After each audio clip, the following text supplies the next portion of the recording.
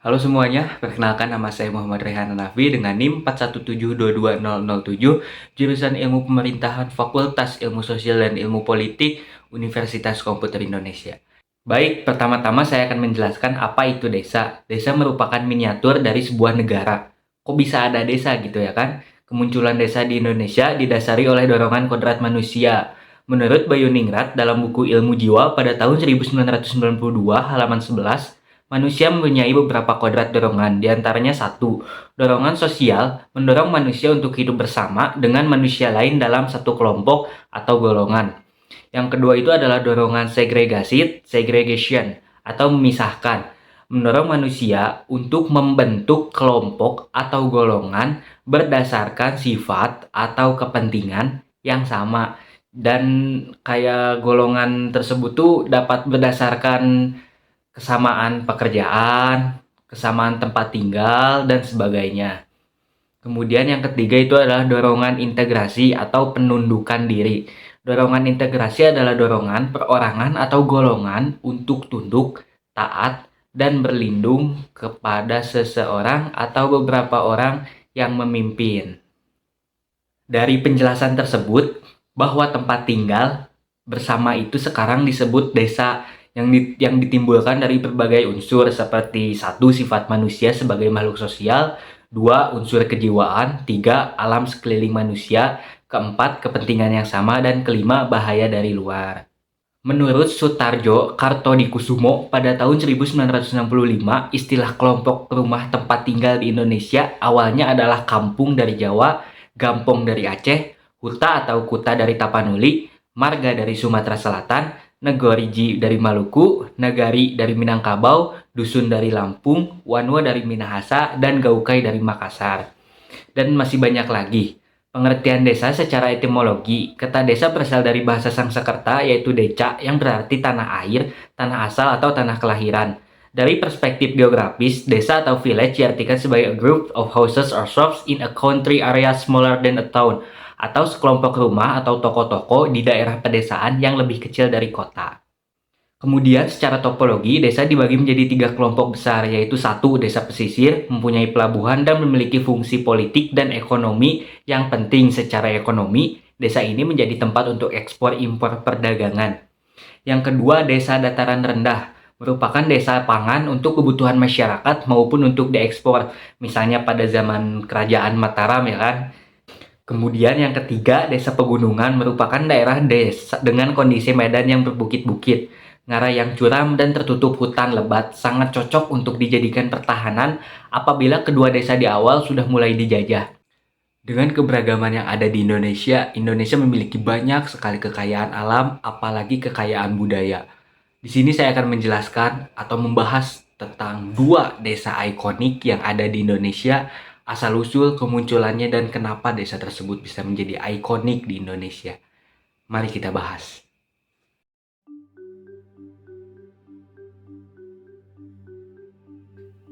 Sejarah desa Panglipuran itu pada abad ke-13, leluhurnya tuh berasal dari desa Bayung Gede yang berada di Kintamani.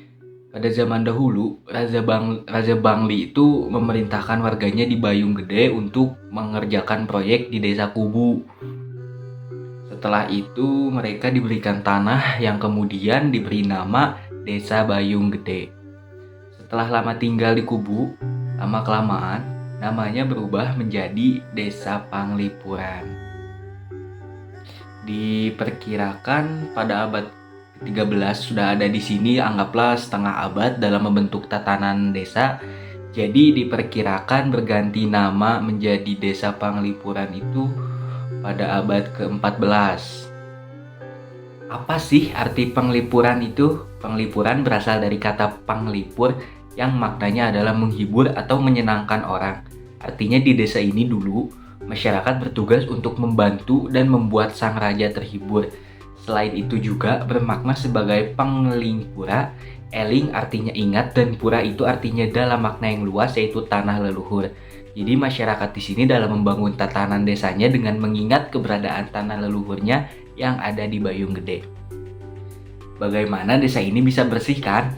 terkait kebersihan desa, hal ini tuh sudah termasuk dalam awig-awig atau aturan desa yang sangat dipatuhi penduduknya. Awig-awig tersebut merupakan implementasi dari filsafat hidup desa adat yang berbunyi Trihita atau 3 sumber untuk hidup harmonis.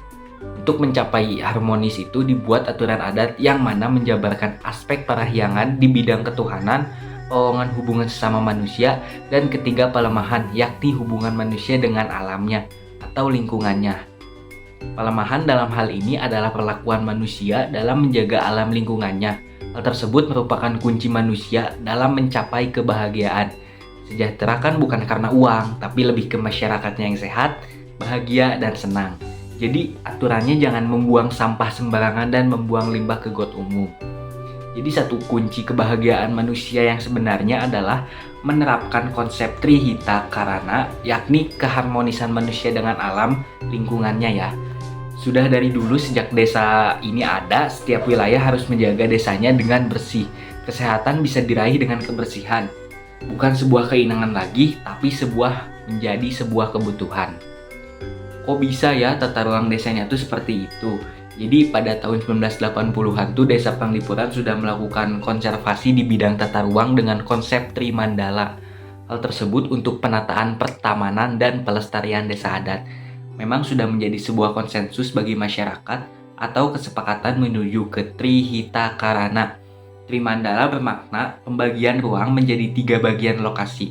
Secara makro atau luas, ruang di desa dibagi menjadi 3 zona. Pertama, zona Palong Utara atau disebut sebagai Utama Mandala sebagai tempat ibadah, yakni pura. Kedua adalah Madhya Mandala yang merupakan pemukiman penduduk. Dan terakhir adalah Nista Mandala sebagai tempat penguburan atau pemakaman. Kemudian secara lebih kecil adalah rumah yang kita tempati itu Utama Mandala. Tempat ibadah itu Madhya, rumah keluarga, Nista Mandala adalah toilet. Jadi tak hanya itu, desa ini juga memiliki rumah adat yang beratap bambu untuk melestarikannya. Warga yang melakukan pemugaran akan diberikan subsidi sebesar 5 juta. Itu kan merupakan upaya untuk memberdayakan masyarakat. Jadi bangunan yang masih sama seperti awal itu menjadi ciri khas. Rumah adat ini kan biasanya digunakan sebagai dapur dan tempat tidur. Balai tiang 6 untuk ritual dalam acara adat. Kemudian angkul-angkul atau gerbang masuk. Kapan desa ini mulai dijadikan sebagai desa wisata di Bali ya? Jadi kan karena menjaga tradisinya, pada tahun 1993 Desa Panglipuran ditetapkan oleh pemerintahan Kabupaten Bangli sebagai desa wisata. Awalnya memang tak seramai sekarang, namun sejak tahun 2010 jumlah kunjungan terus mengalami peningkatan. Pada tahun 2010, setiap harinya jumlah wisatawan mencapai 400 orang. Jumlah tersebut terus mengalami peningkatan pada tahun 2017. Jumlah rata-rata wisatawan yang mengunjungi desa ini mencapai 500 wisatawan, meningkat menjadi 600 orang per harinya pada tahun 2018. Sementara saat momen libur panjang itu bisa mencapai 1.500 hingga 2.000 orang. Dengan menjadinya desa wisata itu tentu masyarakat mengaku bersyukur sebab pendapatan warga desanya menjadi meningkat. Dulu warga desanya hanya mayoritas petani dan tidak memiliki pendapatan tambahan.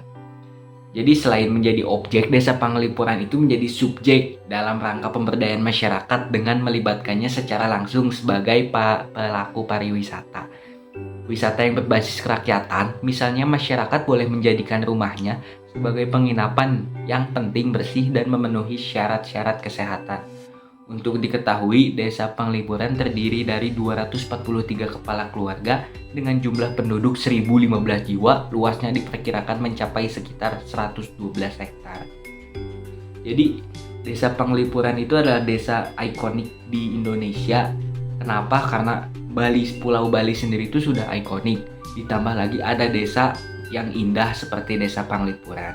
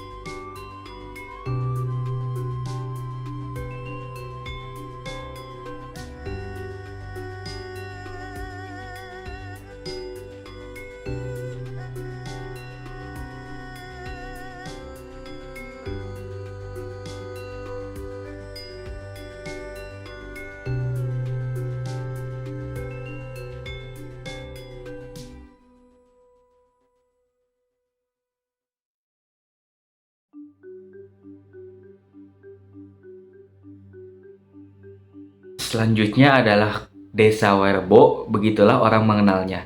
Werebo merupakan desa tradisional yang berada di Kampung Satarlenda, Kecamatan Satarmese, Kabupaten Manggarai Barat, Flores, Nusa Tenggara Timur. Desa ini terletak di ketinggian 1200 mdpl, dikelilingi beberapa bukit yang seperti membagari desa ini sehingga terkesan seperti diisolasi. Masyarakat di Desa Werebo ini ternyata masih memiliki garis keturunan dari suku Minangkabau. Konon dulu ada seorang asli Minangkabau bernama Empo Maro berlayar dari Pulau Sumatera hingga ke Labuan Bajo. Setelah hidup berpindah-pindah dari suatu daerah ke daerah lain, akhirnya memutuskan untuk bermukim di desa adat Werebo. Desa ini hanya memiliki 7 rumah adat berbentuk lumbung kerucut yang disebut Mbaruniang. Inilah yang menjadi ikon utama Werebo. Rumah adat Mbaruniang tersusun mengitari batu melingkar yang dinamakan Compang sebagai titik pusatnya. Compang merupakan pusat aktivitas warga untuk mendekatkan diri dengan alam, leluhur, dan Tuhan. Arsitektur Mbaruniang mengandung filosofi dan mencerminkan kehidupan sosial masyarakat Werebo. Rumah tradisional ini merupakan wujud keselarasan manusia dengan alam serta merupakan cerminan fisik dari kehidupan sosial suku Manggarai. Suku Manggarai meyakini lingkaran sebagai simbol keseimbangan, sehingga pola lingkaran ini diterapkan hampir di seluruh wujud fisik desa, dari bentuk kampung sampai rumah-rumahnya. Mbaruniang terdiri dari 5 lantai dengan atap daun lontar dan ditutupi oleh ijuk. Setiap lantai memiliki fungsinya masing-masing seperti tempat berkumpul, menyimpan bahan makanan, beribadah, dan fungsi lainnya. Rumah ini juga mengikuti prinsip leluhur yang sangat kuat dan tidak boleh menyentuh tanah. Arsitektur bangunannya juga masih memiliki unsur Minangkabau, terlihat dari niang, dangka atau atap Mbaruniang, yakni bertanduk rangkap 2 yang dijadikan satu. Desa adat Werebo ditinggali oleh 44 keluarga dengan mata pencaharian utama di sektor pertanian. Mereka menanam kopi, cengkih, dan umbi-umbian. Aktivitas para wanita di desa adat Werebo selain memasak, mengasuh anak, menenun, juga membantu kaum pria berkebun. Untuk memenuhi kebutuhan air bersih, masyarakat desa adat Werebo menggunakan mata air yang berasal dari pegunungan sumber mata air yang dinamakan sosor, yang terbagi menjadi 2, yaitu sosor pria dan sosor wanita. Keindahan dan keunikan desa adat Werebo tentu menjadi daya tarik tersendiri dan menghasilkan sebuah kredit positif di mata dunia, baik dari segi pariwisata maupun budaya. Karena itulah Werebo resmi diakui sebagai warisan budaya pada tahun 2021 silam. Pengakuan ini juga disebabkan rumah adat Mbaruniang di Desa Werebo dinilai sangat langka. Keunikan tersebut menjadikan desa ini sebagai salah satu lokasi konservasi warisan budaya UNESCO. Selain itu, pada tahun 2013, Desa Wisata Werebo juga mendapat penghargaan dari Cannes dalam industri arsitektur.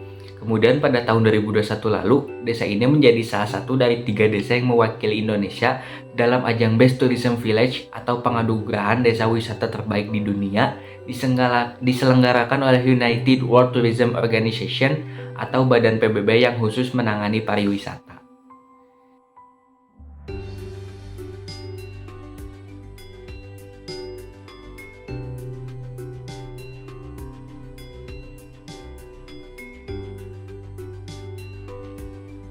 Jadi, kenapa kita tidak bisa bangga pada desa-desa yang ada di Indonesia? Karena bila kita lihat, desa Panglipuran di Bali dan desa Werebo di NTT itu sama-sama desa indah yang memiliki keunggulan pariwisata masing-masing. Yang satu dengan pemandangan alam yang ada nuansa kampungnya dan bisa ditinggali, menciptakan vibes kita tuh tinggal di kampung tersebut dan bisa merasakan sensasi tinggal di sebuah kampung. Dan kemudian kampung Werebo, bukan kampung ya, desa. Dan kemudian desa Werebo, kita bisa merasakan tinggal di atas pegunungan, kita bisa merasakan tinggal di antara bukit-bukit tinggi, kita bisa merasakan tinggal di tempat dingin, di mana tidak ada suara klakson, tidak ada polusi, dan juga dinikmati oleh keindahan alam yang begitu banyak dari segi laut maupun daratnya. Jadi, kenapa kita tidak bisa bangga kepada negara kita yang memiliki banyak kekayaan alam pariwisatanya? Terima kasih, saya Muhammad Rehan Anafi, pamit undur diri.